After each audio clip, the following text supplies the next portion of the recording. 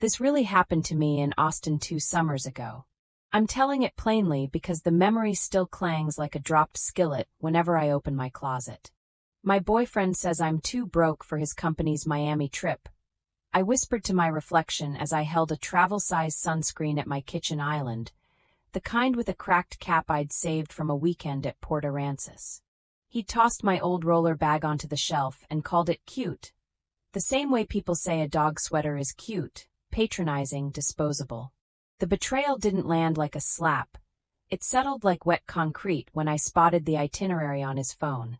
Fontainebleau, Miami Beach, suite upgrades, a private cabana, all paid for by his SaaS company. The reason he gave for leaving me behind sat on the counter like a piece of evidence. My tip jar from my part-time work at Joe's Coffee on South Congress, counted and rolled in coins. If you genuinely enjoy our stories, please subscribe to the channel, tell us where you're from, and what time it is right now. It's always fascinating to know how far our story flows. I'm 54, by the way, closer to AARP mailers than to anyone's first apartment, and I say that because the context matters. I wasn't a squealing 20-something swayed by bottle service or a founder hoodie. I own a small copywriting studio I run from an antique desk I dragged up 3 flights in a building off West 6th Street. And when that's slow, I fit customers at a boutique near the Domain, where the music is too loud and the sweaters are too thin. I met Tyler at Radio Coffee and Beer in South Austin. He was 33, tall in the breakable way of men who don't lift boxes, and he knew how to say a woman's name like a compliment. He sold CRM software for a company I'll call Larkspur, not the floral kind. The logo looked like a sideways kite. He was the guy who swung open doors and crossed busy streets without looking both ways. He also had a boss he liked to trash talk, Vivian Lynn, Regional VP of Revenue. According to Tyler, she rode him like a show pony and didn't get the art of the close. I liked that he talked about art even when he meant quotas. I liked that my name sounded warmer in his mouth than anywhere else. When I told him I'd been divorced since I was 41 and had exactly 0 interest in sharing a mortgage or a dog, he laughed and said, "Good, I'm allergic to both." When he left socks on my couch and forgot to Venmo me for groceries, I told myself it was a season, not a personality, the way August is a season in Texas and not a punishment. The humiliation, when it came, was simple. He and I were at the ABGB for a Saturday afternoon pizza. His friends had joined, boys with haircuts that could be ordered by number. A Miami offsite crept into the conversation. Tyler poured house red into my water glass and said without looking at me, "Yeah, she's not coming, budget stuff." The table laughed in that loud, safe way men laugh when they think they're being good-natured. Something turned cold in my chest. Budget stuff. It wasn't the money. It was the fact that we both knew he was covering drinks on his corporate Amex and calling it client cultivation, including the ones he bought for himself. "I'm fine," I said. I wasn't. When he went to the restroom, his phone buzzed. I'm not proud of what I did next. I'm only honest. I looked. The notification flashed a preview. "Can't wait to see you at the pool." From a contact saved as J. My brain dragged through possibilities. J for Jessica. J for Jen. J for the joke that would be on me. I put the phone back face down. I stared at a drop of red wine on the laminate table, how it widened quietly like a bruise. Back home, he tossed my roller bag into the closet and said, "Baby, next time." He had a way of smoothing the door closed behind him while leaving the smell of his cologne to take the blame. When the door clicked, I leaned my forehead against it and let out a breath I didn't know I'd been storing for months. 2 days later, I was at June's all day on South Congress, nursing a black coffee and picking at a croissant I couldn't taste.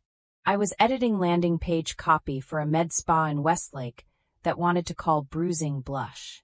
The bell chimed and in walked a woman I recognized from LinkedIn headshots Tyler had scrolled through when he was teaching me the cast of characters. Sharp bob, white blazer even in July, eyes that took in the room like a camera. Vivian Lynn. She ordered a double espresso and pivoted. Our eyes met. She looked at me for an extra beat, the way you look at someone mid-remembering, like the names on the tongue. She snapped her fingers softly. "Aren't you Tyler's?" Girlfriend, I said, remembering that I still was. We met at the holiday party, she said. You wore that green silk dress. The fact that she remembered my dress and not my name made me want to like her and hate her in equal measure. Claire, I said. Vivian, she said, even though I knew. She glanced at the screen of my laptop, reading the headline I had highlighted. A younger you without trying. She grimaced and sipped her espresso. We're better than this, she said. I smiled without humor. That's the pitch. She angled her cup. You going to Miami? No, I said. Budget stuff. Her lip twitched, and it wasn't unkind. Well, I am. And if he told you it's about a budget, she stopped, like she'd just remembered the laws about discussing personnel matters in public, even though we were two people barely tethered to that world. She looked at me again, stranger to stranger but somehow not. Can I ask you a weird question? The espresso smelled like cinnamon and nerve. Please. Has Tyler ever asked you to buy something for him? She said, measuring each word like medicine. That ended up on our expense reports? He had. A bottle of bourbon from Twin Liquors that arrived in our kitchen like a siren. A pair of sunglasses from Warby Parker. Not prescription, he said were for a client who liked little gifts. I'd fronted the cash, then he'd assured me he'd pay me back once it cleared. I had a spreadsheet of his promises disguised as notes. I lied with grace. I'm not sure, I said. Vivian nodded slowly. Right. If you're not sure, that's probably your answer. She took a breath, then set the cup down like a chess piece. Do you want to go to Miami with me? Every muscle in my body misfired. I imagined Tyler's face if he saw me poolside under a white umbrella at the Fontainebleau next to his boss, the word budget dissolved in the chlorinated air. Why? I managed. Because, she said, and for the first time I saw something warm behind her eyes, I think he underestimates both of us. And I'm tired of playing the only adult in a room full of expensive children. Will you come? I looked at my phone, at the photo of my roller bag on my shelf, bright with denial. Yes, I said before I could talk myself into dignity. Good, she said like a verdict. I'll send details. And Claire? Yeah. Pack a dress you actually like. She stood, dropped a business card on the table, and left before the foam on my coffee had settled back into itself. When I turned the card over, I saw something in blue pen she hadn't said aloud. I believe women. For the first time in weeks, the breath I drew didn't scrape on the way out. I opened my closet, pat my roller bag, and tried not to imagine the look on Tyler's face when he realized budget wouldn't save him this time. By the end of that day, an email hit my inbox with an airline confirmation. AUS to MIA, non-stop, early morning departure, seat 2A. My last first-class ticket had been 10 years ago, and it wasn't mine. I stood in the narrow hallway of my apartment with my phone in my hand, as if it were a hot pan.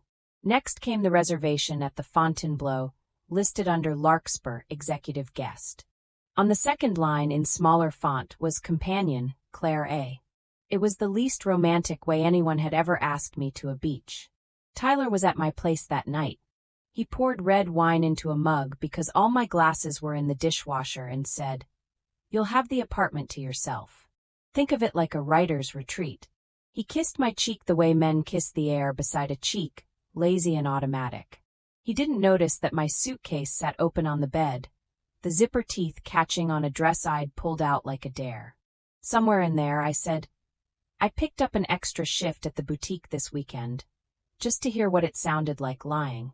He said, "Good hustle," and scrolled his phone like achievement. On Instagram, the J from the text preview turned into a person with eyelashes for days and captions with too many ellipses. Her name was Jordan. She was a client success manager at a competitor whose lobby I'd walked through once for an event, a place with kombucha taps and a neon wall that said "Hustle Harder." I recognized her shoes from the boutique I worked at because I'd stocked those exact sandals on an end cap and tried to hide their squeak with talcum powder. She and Tyler had commented in each other's threads the way co-conspirators leave thumbprints.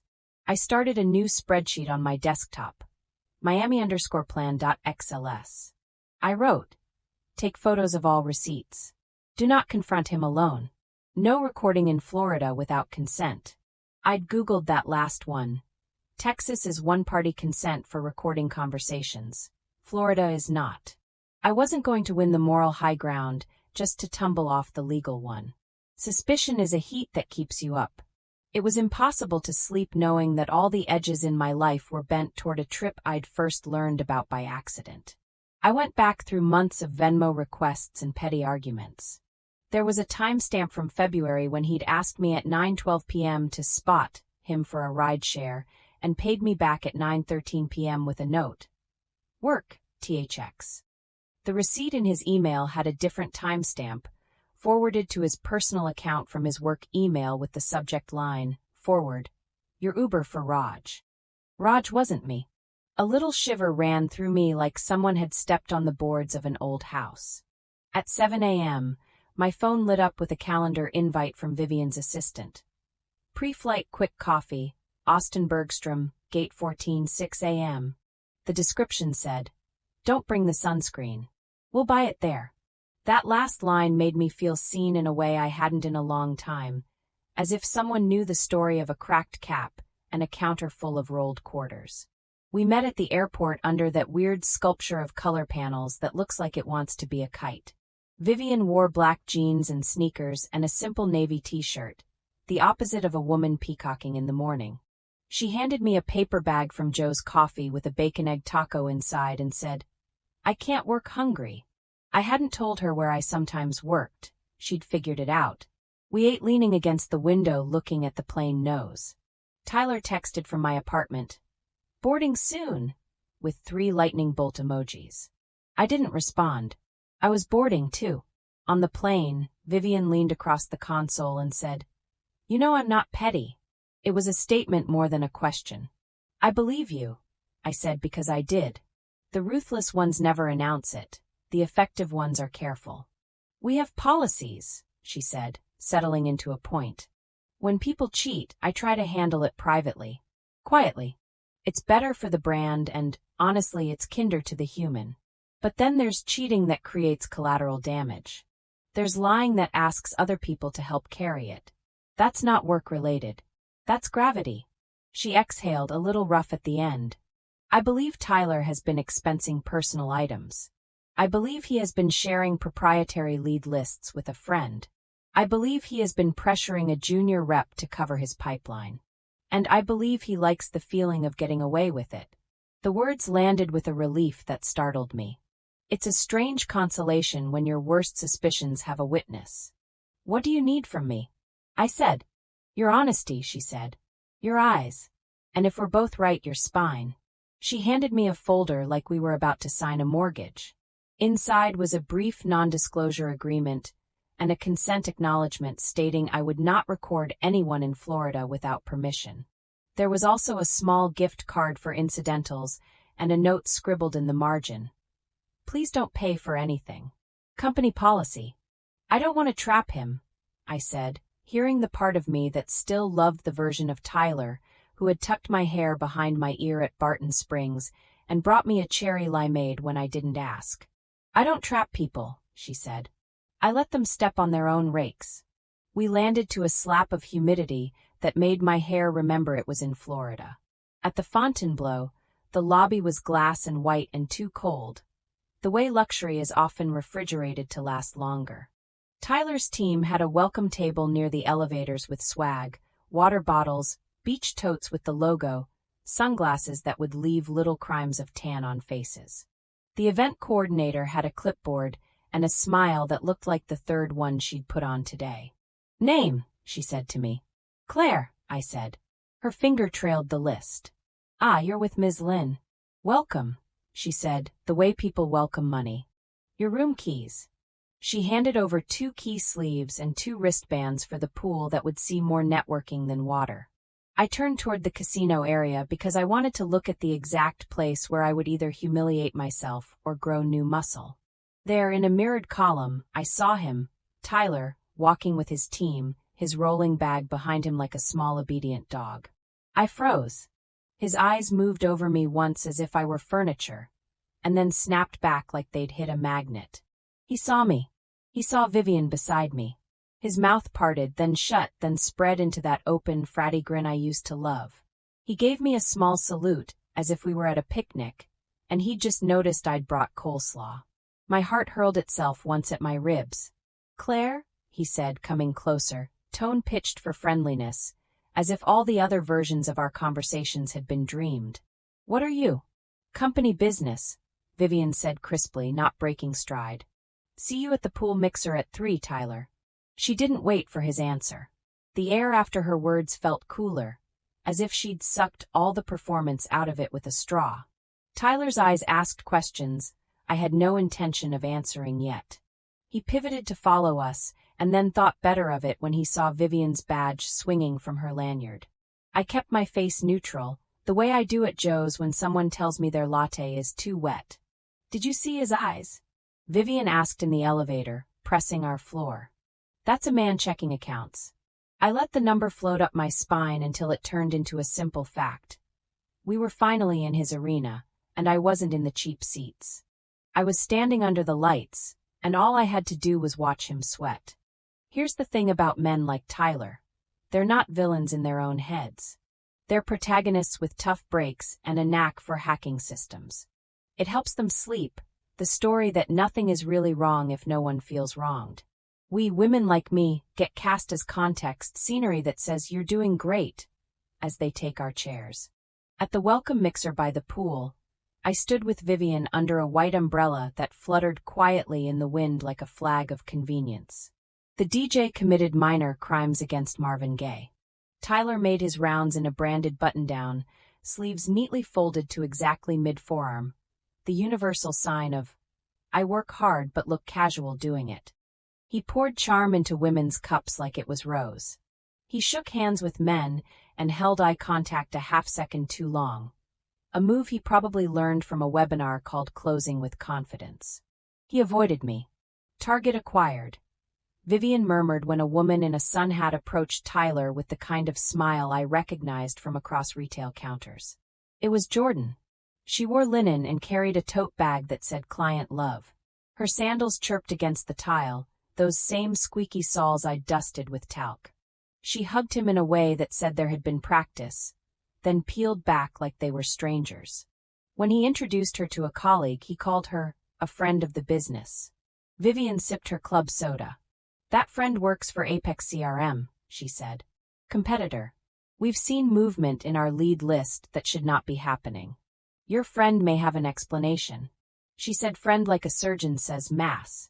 I looked at the condensation on my glass and imagined all the times I had paid for a drink so he could launder the receipt. I watched him laugh at something Jordan said, his teeth too bright. I remembered the budget stuff line and felt humiliated all over again, not because I'd been excluded from a trip, but because I'd been invited to a lie.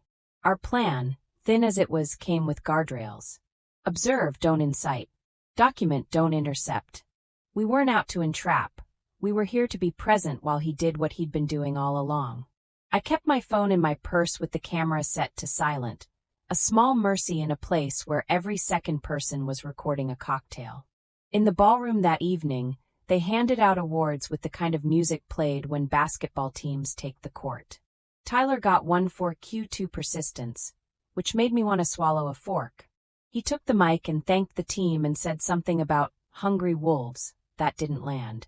Vivian clapped the way a judge smiles when a toddler spells their name. I felt a brief, unkind huff of satisfaction that he had not thanked me, not the woman who'd taken busier shifts, so he could have weekends off. After, at a table in the back where the sound was less frantic, a junior rep named Felix slipped into a chair with us. He looked younger than the cheap beer in his glass.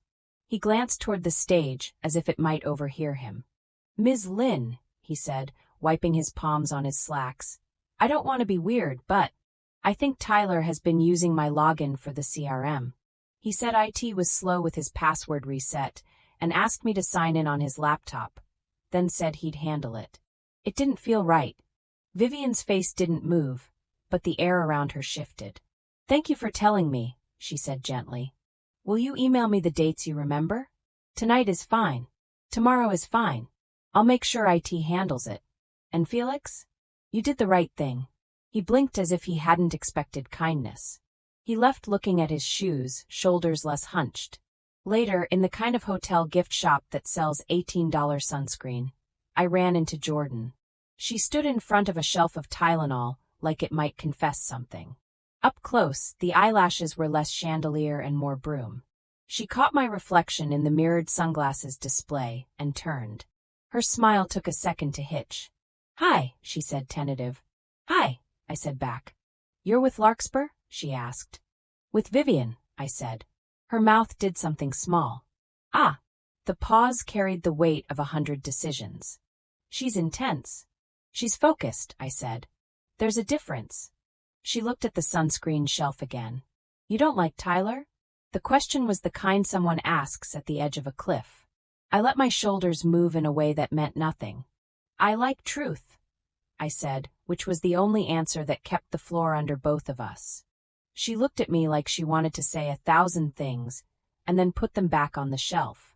"We're all just trying to make it," she said finally, which is what people say when the line between right and wrong looks like a moving walkway. "Yep," I said. That night, I lay under the hotel duvet and listened to the AC make hotel sounds. My phone buzzed. "Tyler, you look incredible tonight. Wish we could sneak away." The sheer nerve of him trudged across my ribcage. I didn't reply.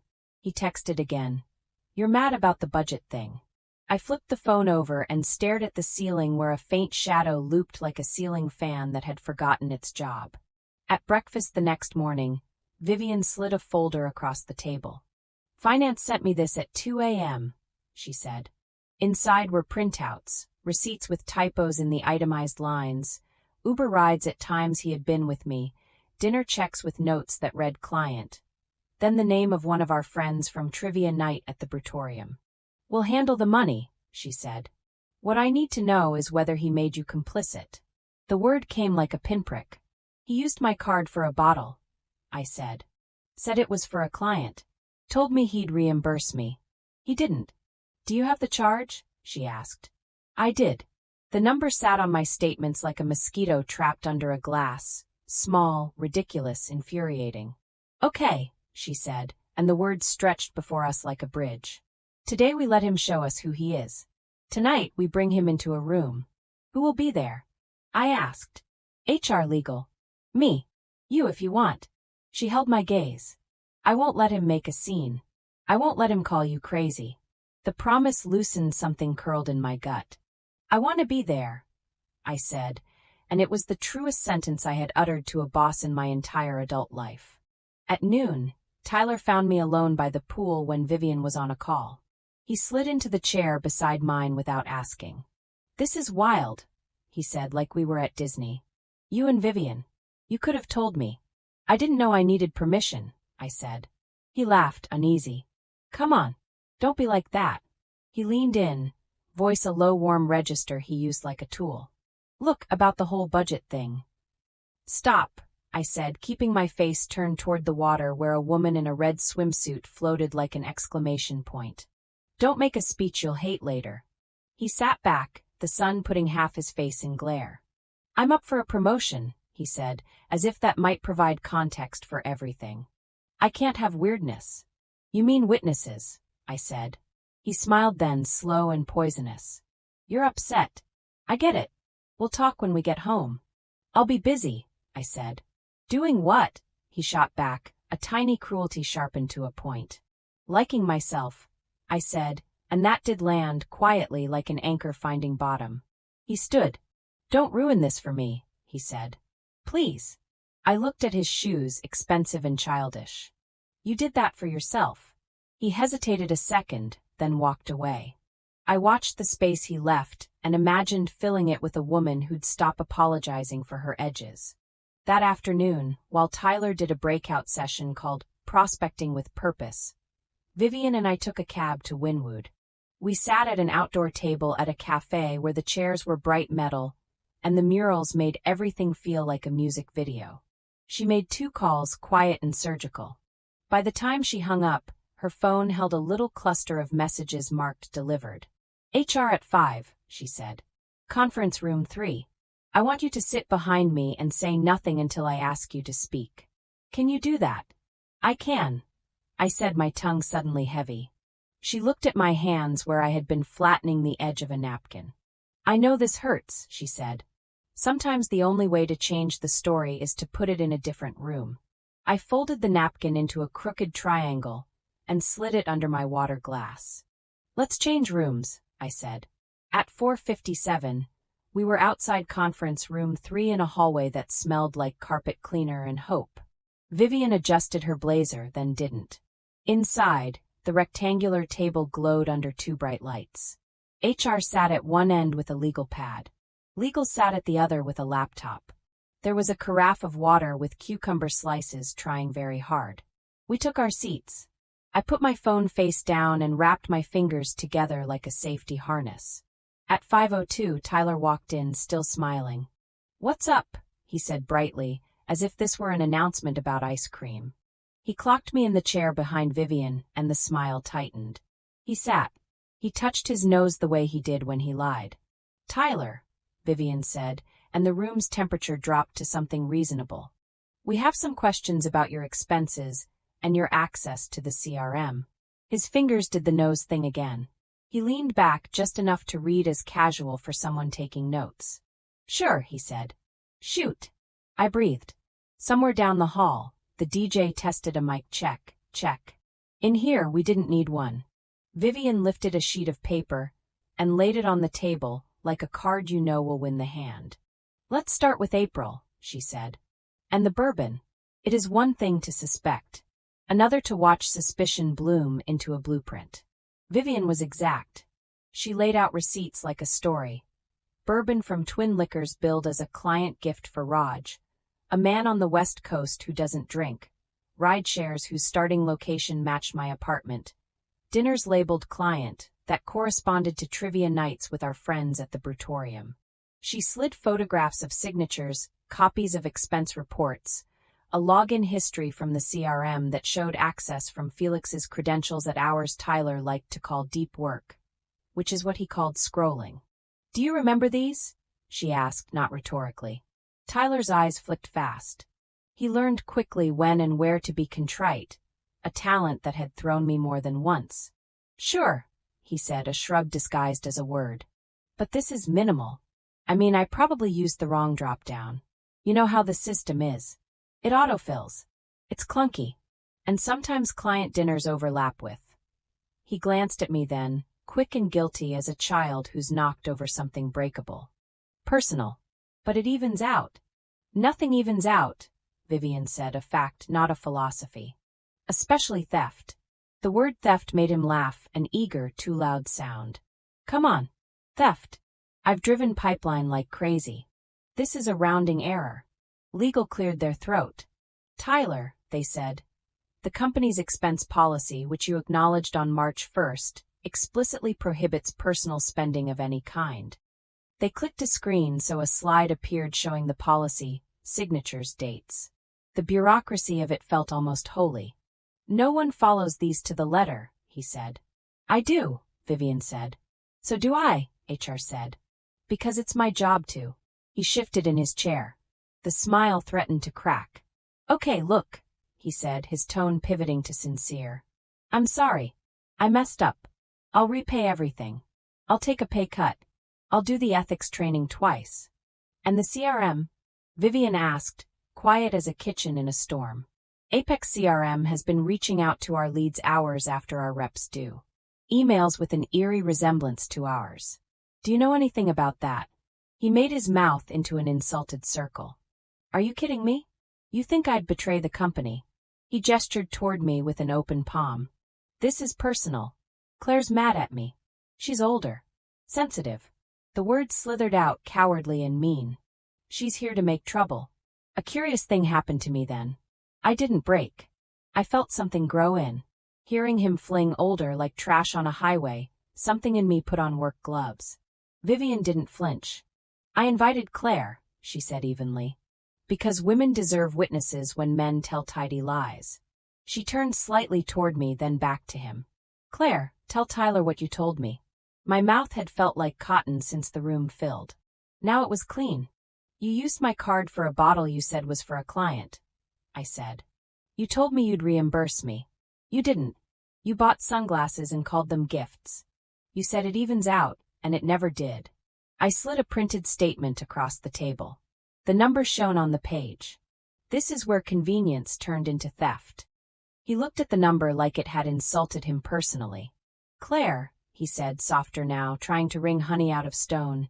You know how hard I've been working. You know what it's like. You said you wanted to come to Miami. I couldn't get a +1. What was I supposed to do? Tell the truth, I said. It's cheaper. Vivian placed a final sheet on the table.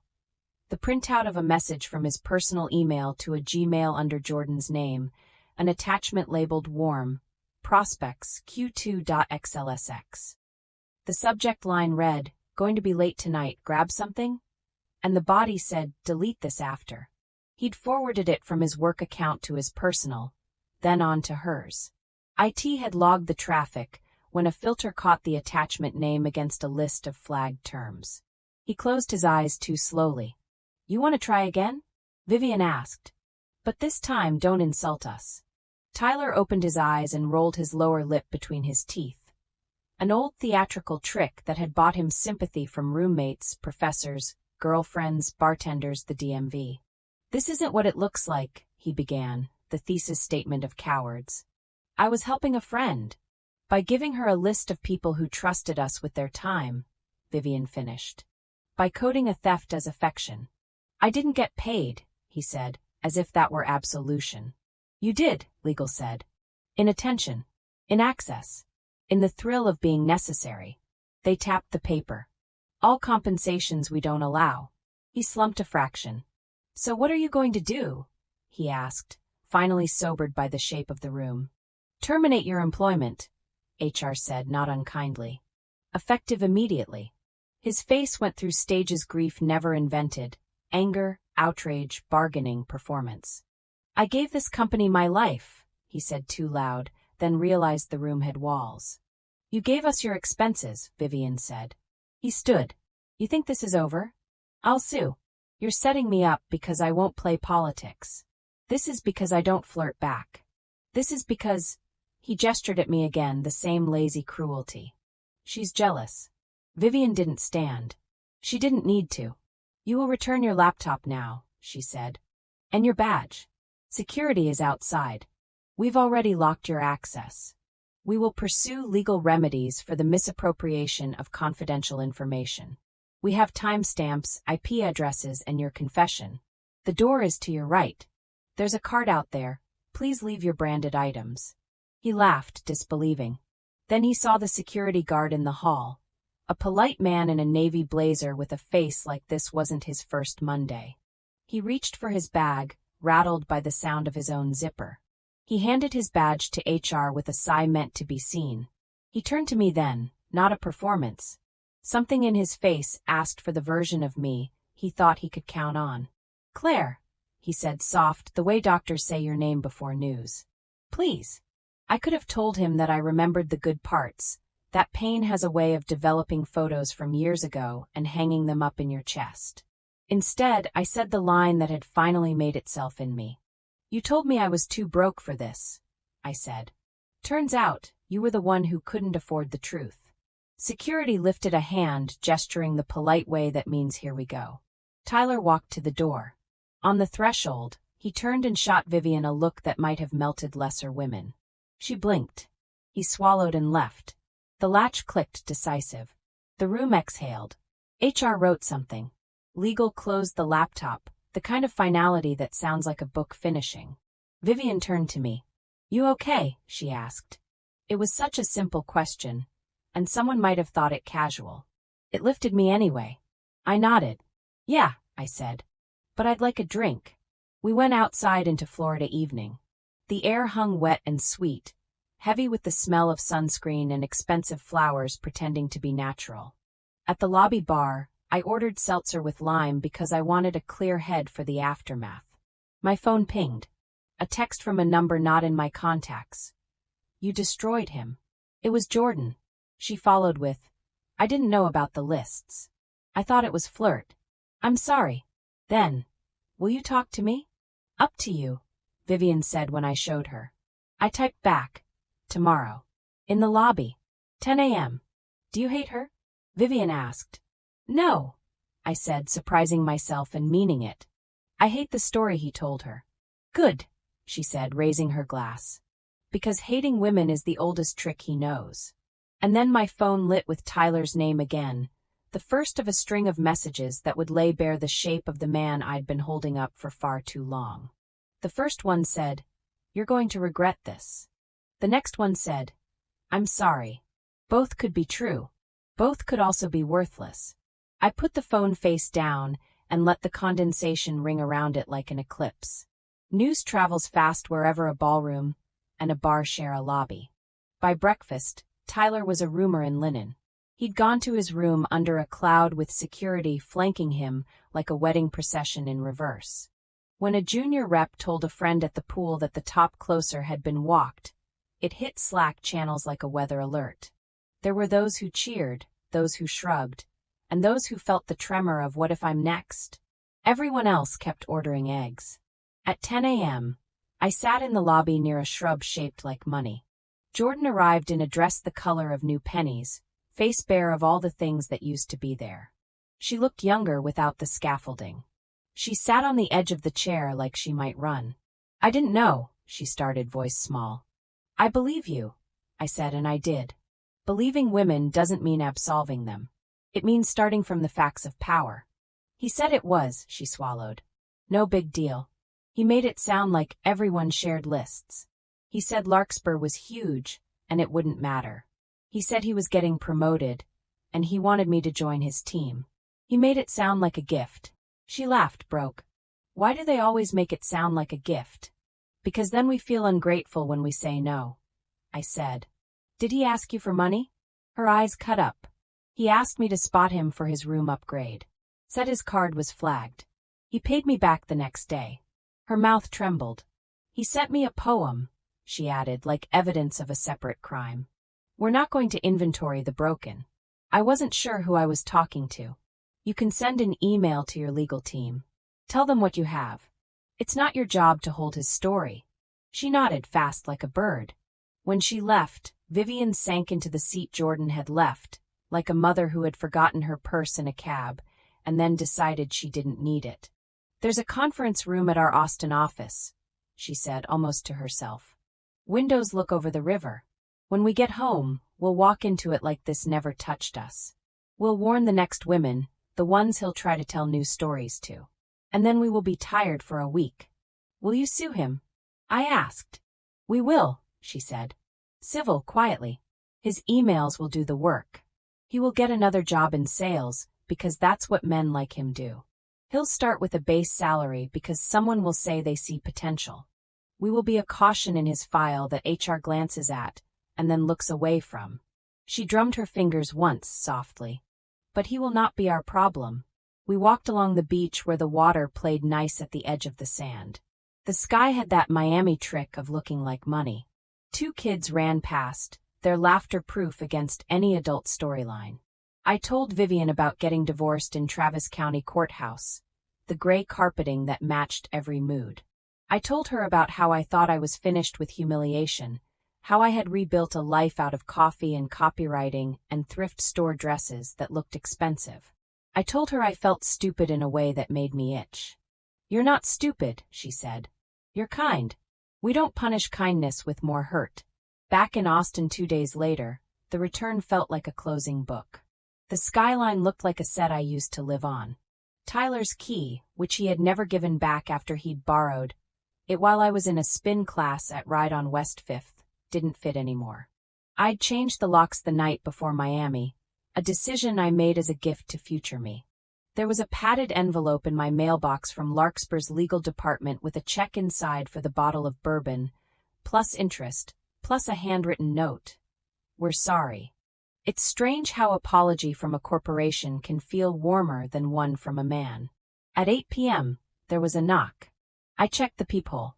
Tyler stood there with a bouquet from H-E-B that showed its barcode as if it were trying to confess. I opened the door the way you open the oven to see if the cookies are done. Careful, prepared for hot air. "Can we talk?" he asked. "We did," I said. "You just had to listen." He pressed his lips into a line. "We were good," he said, and it wasn't a question. "You loved me." "I did," I said. "Until you made me do your job." "I can fix this," he said. "I can get another job. You and me, we can go somewhere. Marfa.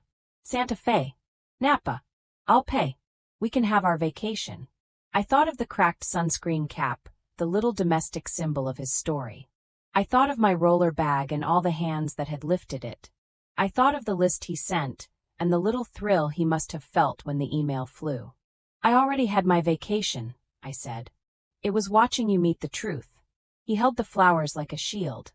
"I loved you," he said, "and it might have been true, but only if you accept a narrow definition of love that includes taking and calling it tenderness." "Give them to your lawyer," I said, and closed the door. He left the bouquet on the mat. When I tossed it into the trash, a packet of plant food fell on my floor like confetti at a sad party. I swept it up and thought about how some things are designed to last if you just obey the instructions. Then I thought about how men like Tyler never read instructions. The next morning, Vivian texted me a screenshot. "Tyler, access revoked." Beneath it, a calendar event titled Legal Settlement Discussion. It was in 3 weeks. In the meantime, she asked if I would consult on revising the expense policy copy so that it read like something humans could understand. "I pay fairly," she added. "No gifts." I took the job. I gave the policy teeth that didn't hide behind italics. On a Sunday soon after, I walked the Ann and Roy Butler hike and bike trail around Lady Bird Lake. The air smelled like sunscreen and pecans, and the water looked like glass pretending. A woman ahead of me wore a t-shirt that said, "Older, wiser, tired." I laughed out loud. I sat on a bench near the Stevie Ray Vaughan statue and watched the water turn small lights into bargains. Sometimes we win in courts. Sometimes we win with locks and emails. Sometimes we win by not answering the door. The text from an unknown number pinged my phone.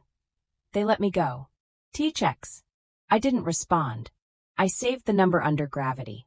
2 months later, a friend sent me a link to a new startup announcement with a familiar face in the team photo. A little smaller, a little hungrier, a little more careful.